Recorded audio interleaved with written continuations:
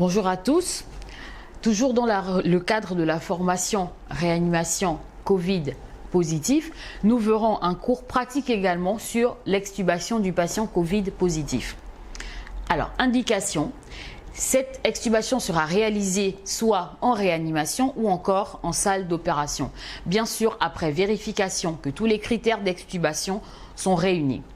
Impératif à cette procédure, donc vérification des critères d'extubation, réussite au test de respiration spontanée, l'élimination des drogues anesthésiques ou de sédation, sevrage de la ventilation mécanique et en préalable, bien sûr, la correction des anomalies ayant nécessité l'intubation du patient. Comme impératif également, l'équipe présente devra porter un équipement de protection individuelle de type 2 avec un masque FFP2, surblouse, visière et ou encore des lunettes de protection. Il faut impérativement limiter le personnel en salle au strict nécessaire pour limiter la contamination du personnel soignant. Le matériel sera préalablement préparé et vérifié à l'extérieur de la chambre avant de procéder à l'extubation du patient. Vérification du système d'aspiration qui doit être clos tant que peut se faire ou encore des sondes d'aspiration adaptées.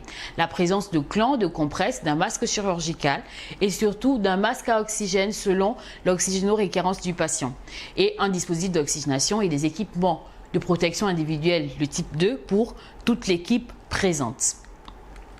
La procédure à proprement dite, qui est très pratique, que nous verrons lors de la réalisation des TP, nous devons procéder à une aspiration soigneuse en bouche avant le réveil du patient pour éviter justement qu'il tousse, ce qui va augmenter l'aérosolisation, donc la contamination du personnel.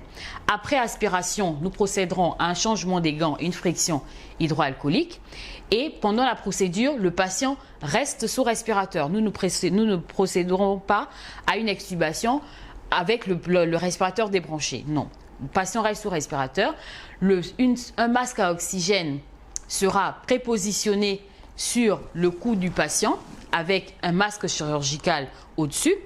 Le respirateur sera mis en pause, puis la sonde d'intubation sera désadaptée. Et le filtre qui est utilisé sera gardé, fixé au niveau de la sonde d'intubation.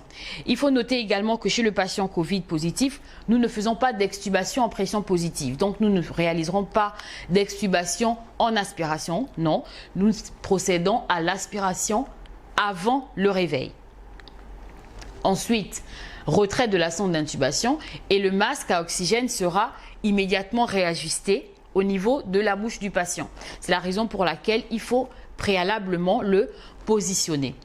Ensuite, nous procéderons à un changement des gants, friction hydroalcoolique et à la surveillance des paramètres respiratoires. S'il s'agit d'un patient en réanimation, nous pourrons dire qu'il y a eu une réussite à l'extubation après les 48 heures.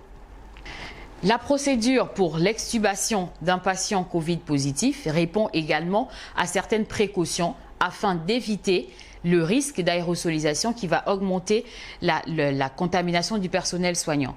Donc, dans la procédure que nous verrons en travaux pratiques, nous verrons les différentes précautions pour éviter cette contamination.